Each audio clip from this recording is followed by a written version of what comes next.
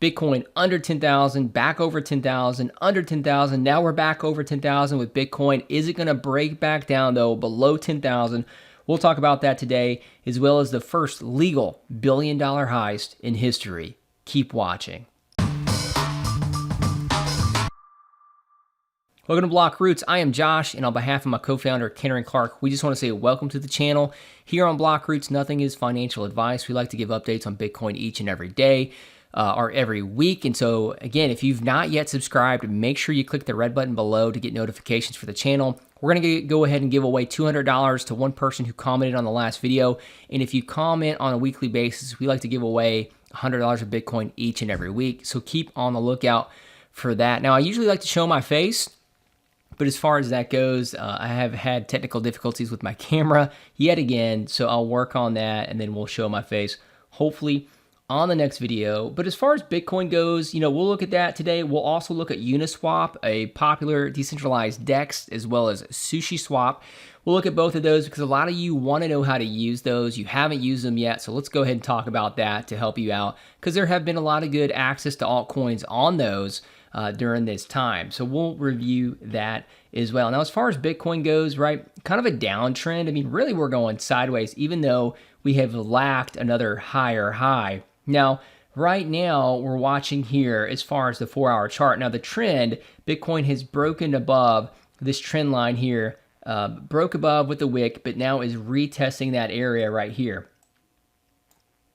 Now, trend lines are meant to be broken. Again, I would rather trade horizontals, but this is a good sign overall. Hopefully, Bitcoin continues to hold this, move on up to this next higher high area, and then continues to move on up from there. Now, a couple key areas that people are watching right now, of course, right, is the support of the last range that we saw. Either this area as far as 10,800 or as far up as 11,228. Now, I certainly want to see Bitcoin break up and above these levels. If it can break up here, hold this level, and continue on up, that's going to be good. Now, certainly, I'm going to be more bullish if Bitcoin can break back above 11,000 and hold that. I do believe if we make it up above in this area, above 11,200, I do believe that we're going to retest the high of this area around 12,000 and continue to move on up from there. But the issue is with the CME Bitcoin futures, right? Here's the gap right here. If you can tell, it's really big, right? You can't miss it.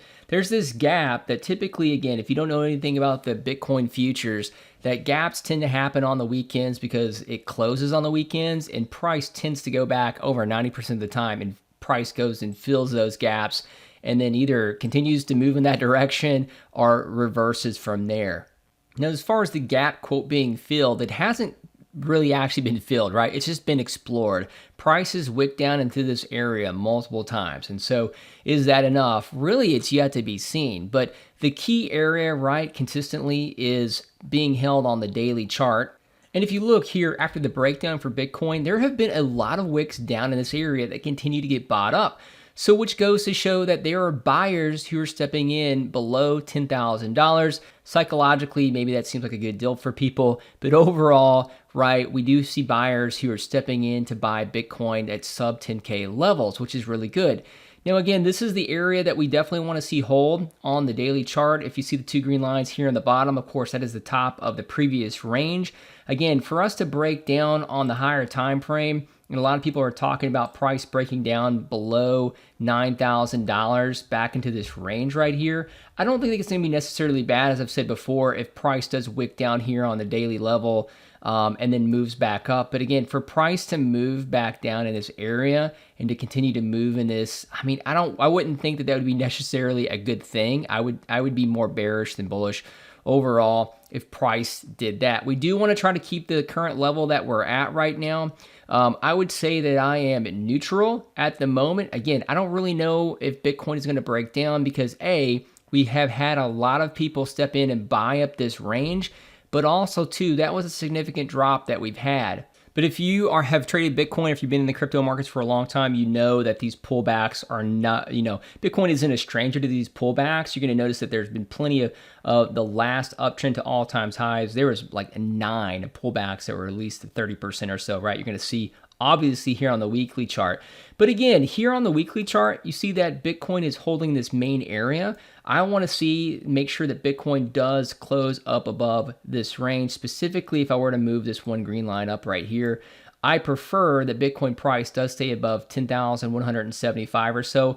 And you notice that during the weekly close of this past week, it did stop right above it. Price did go below it, but buyers stepped in, pushed it back up. Again, a wick down below it. Buyers again stepped in and kept this up. So on the weekly chart, if we continue to stay above 10,175 to 10,178, this area right here, I'm certainly going to be bullish at the end of this week. If price continues to stay above this area, I would think that, again, buyers are stepping in because they feel like this is a good area to buy.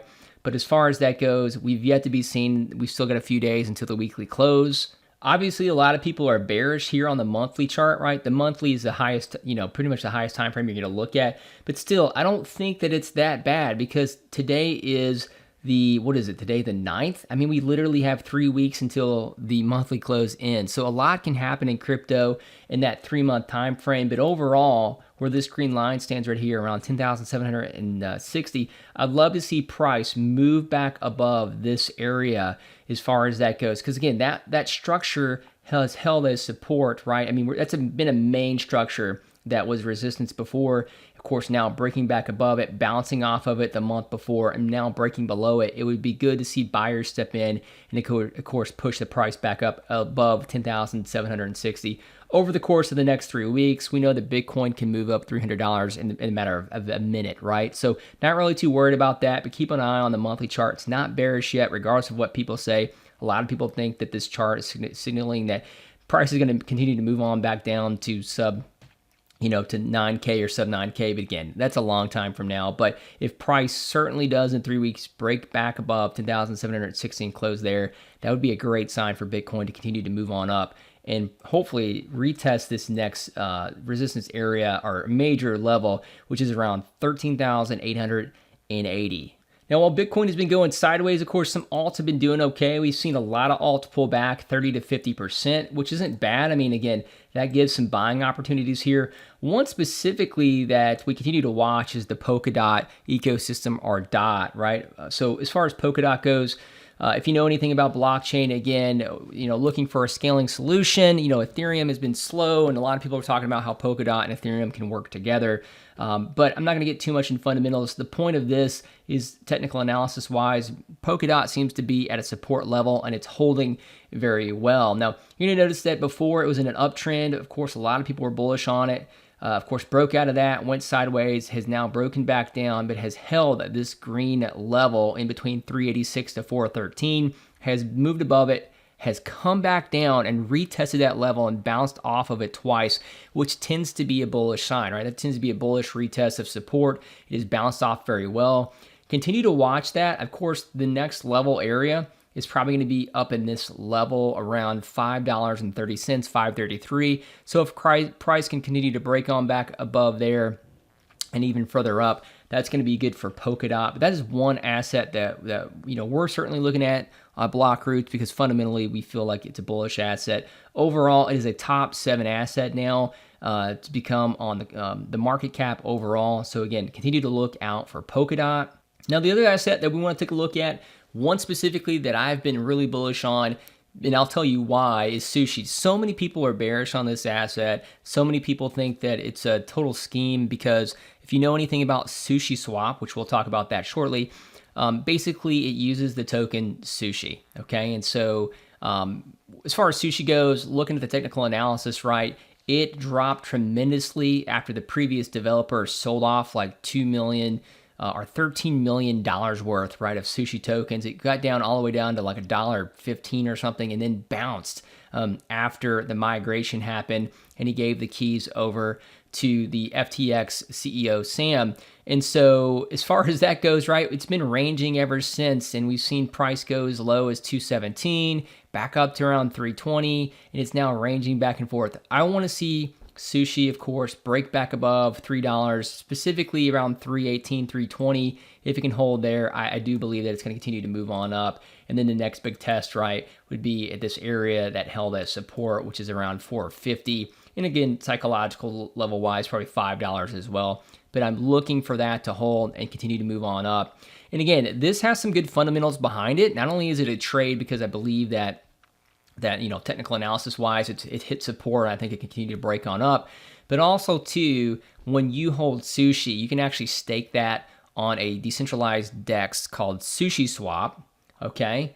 And that is brand new. And this is the staking area right here. You can stake this and earn fees from Sushi Swap. And that actually will add up to be quite a bit over a period of time. Now, if you look at the fees on decentralized exchanges such as Uniswap and Sushi Swap, which we'll talk about that right now, they're over $1 million a day, okay? And so if you have $1 million worth of fees, and see that there's right now currently 4 million Sushi tokens that are in this pool to earn fees, okay? You're gonna earn, overall, if there's $1 million in fees and there's 4 million, each token's gonna earn about 25 cents per day, okay? And say you have 1,000 tokens, all right? Sushi tokens staked in here. That's $250 a day.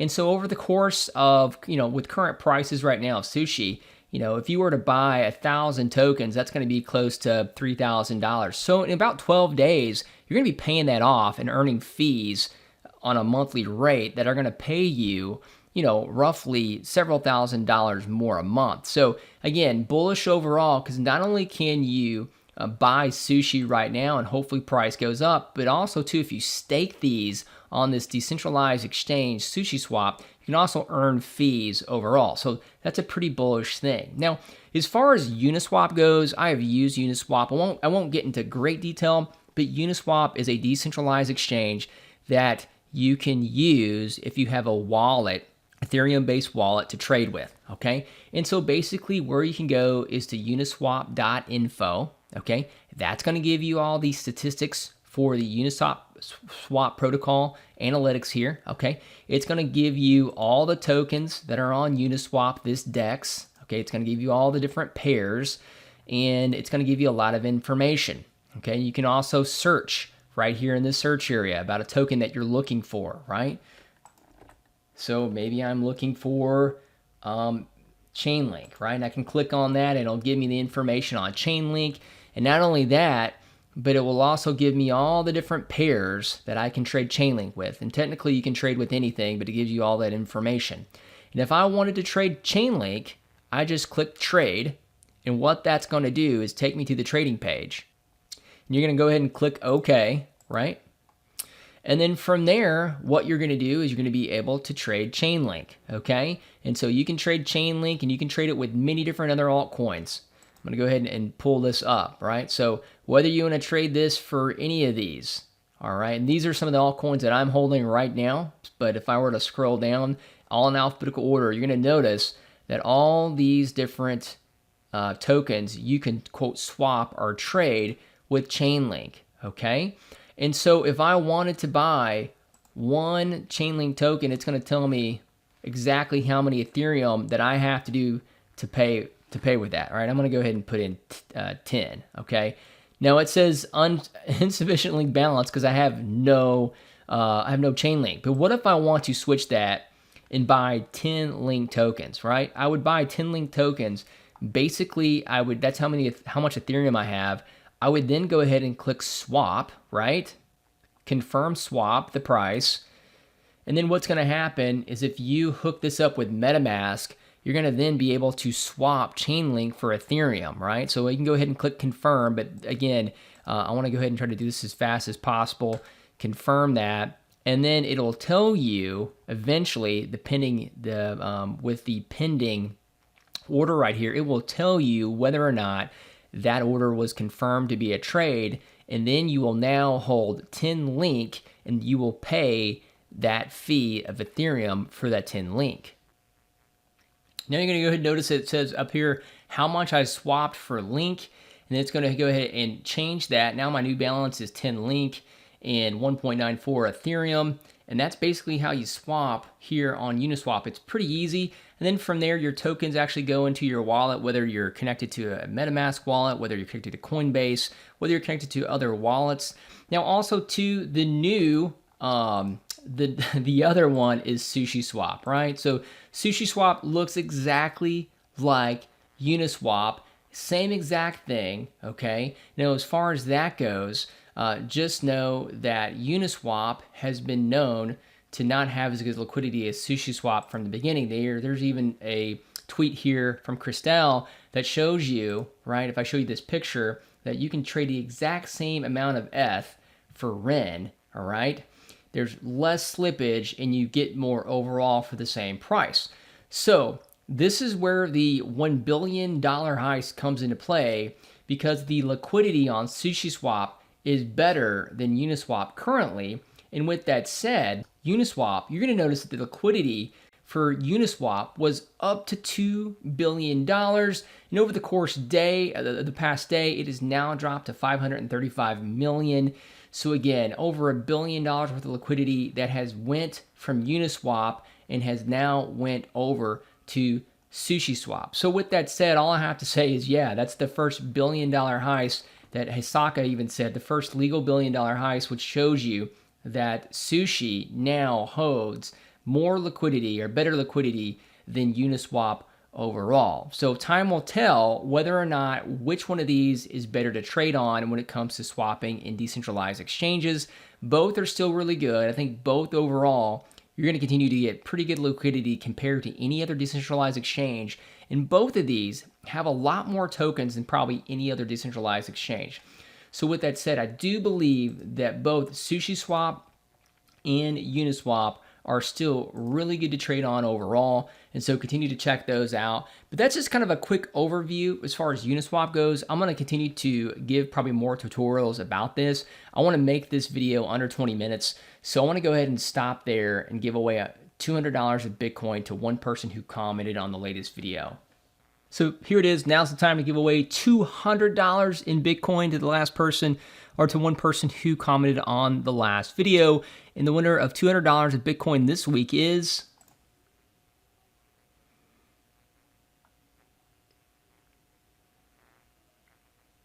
Dahlia. All right, Dahlia, thanks for that one. Well, Dahlia, you have just won $200 in Bitcoin. Congratulations on the win. And again, if you are interested in being in these giveaways each and every week, just go ahead and click the red subscribe button below. That'll get you set for notifications for our videos and each and every week. And then also too, you just go ahead and comment or engage on the video below. With that said, Bitcoin is still ranging back and forth, and during that time, of course, there's some altcoins that are doing pretty well overall. If you're interested in altcoins, just make sure to check out Uniswap and Sushi Swap. You can check both of those out. And again, if you're interested in earning fees on Sushi Swap, you can buy the Sushi token and stake that on there. So then again, that's another reason why I'm super bullish on Sushi, to not only hopefully the price go up, but to earn fees on top of that to make several $1,000s, possibly even a month, based on how many people are staking, would be really great passive income overall. But as long as Bitcoin stays above 10,000, we're still, semi-neutral bullish on this one. Hopefully this just sparks back up. But again, we want to see price continue to move on back up, break above 10,800, and then break above 11,200. And from there, I think that we'll continue to move on up and see 12,000 once again. But until then, we'll see you guys next time. Hope that you have a good rest of your day. Feel free to leave a comment and engage below. Also, check us out on Twitter at Cantor & Clark and Josh_Rager. Again, guys, have a good one, trade effectively, and we'll talk to you soon.